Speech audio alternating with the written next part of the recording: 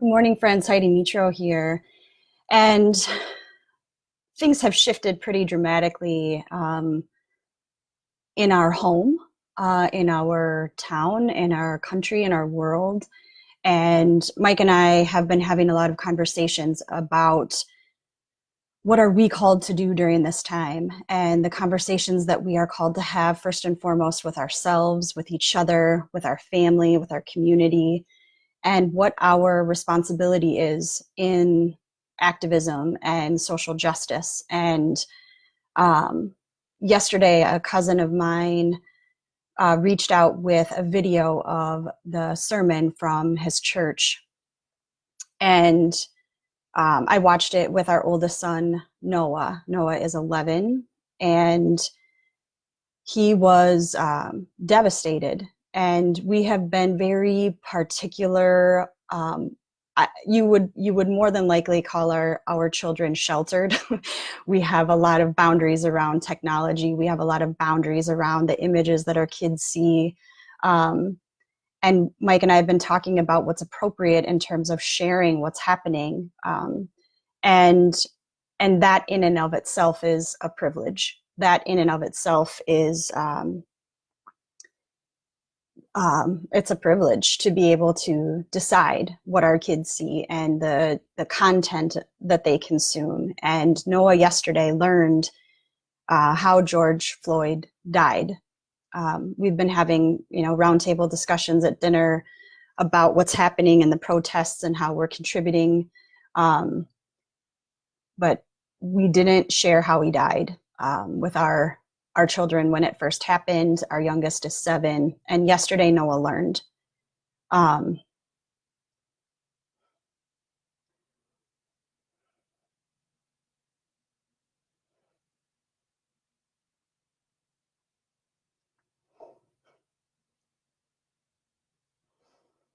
The homily that we heard yesterday, the sermon, was from this incredible Black woman who shared her history of being Black in America,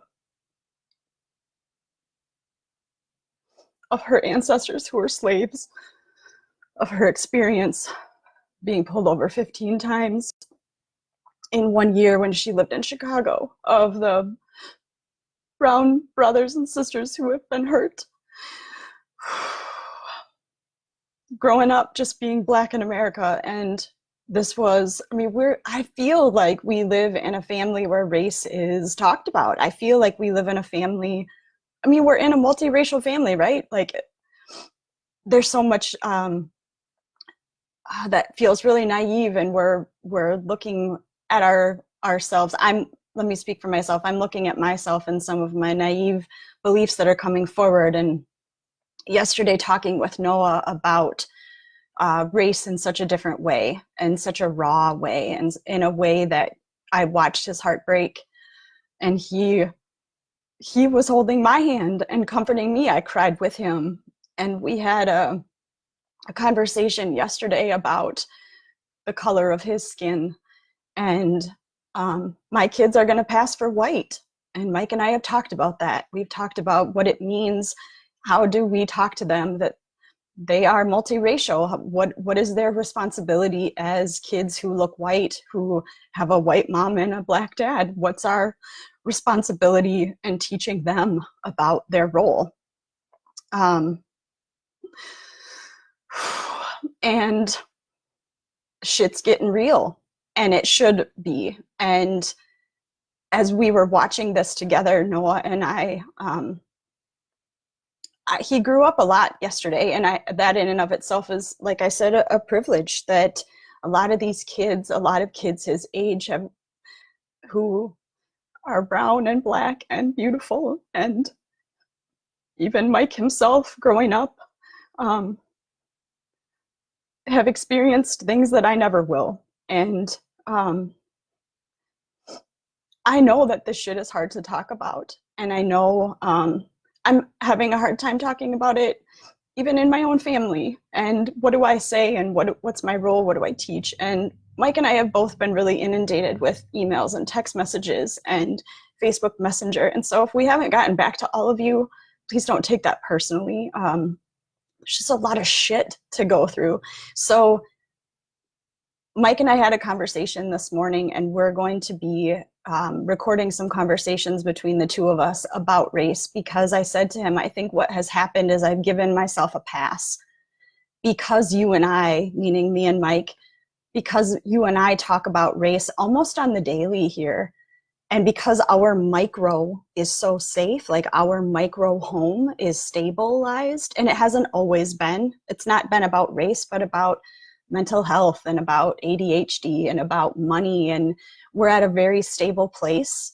But race has been it's part of our conversation all the time. And so I assumed that it wasn't an issue in our home, and because we talk about it, it's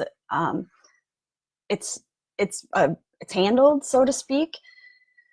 And I posted a few weeks ago after Ahmaud Arbery was killed running about the fact that Mike shares his location with me when he goes running. And I received so many private messages around that, like, Heidi, it didn't even occur to me because it's Mike.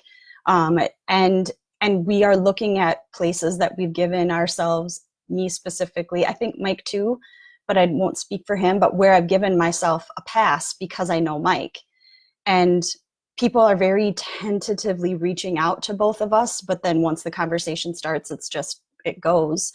But it's awkward and it's uncomfortable. And if you don't know what to say, I get it. That's totally okay. But I realize that even especially in our community, we live in a small white town, that the conversations that Mike and I are having behind closed doors need to come forward. And I hadn't wanted to be the white wife on a soapbox. That just feels so shitty. I hadn't wanted to be the white woman who married the black guy, and now I'm a savior. Like, I don't have racism, because I do, not in a violent, overt way, but I do. I'm dismantling my privilege and my biases, and it's fucking painful. And yet the conversations behind closed doors, they're all coming forward, the good, the bad, the ugly. So stay tuned. This week especially, Mike and I are going to be talking awkwardly and openly here on this page, because the conversations behind closed doors need to happen out in the open now. And our intention is not to be experts in race. Our intention is not to be experts in how do you do this shit. Our intention is to share our experience, not from a place of like, good for you guys, but from a place of like, this shit's messy and where do we start? You don't get to not start now. It's been started. So you're either in it or you're avoiding. And it's okay to gather yourself as much as you can, but you're gonna be in it. And so stay tuned. I'm off to have conversations with a bunch of my colleagues this morning to talk about how do we talk about this. So stay tuned. Thank you for watching. I appreciate you. Yeah, stay tuned, friends. Thank you.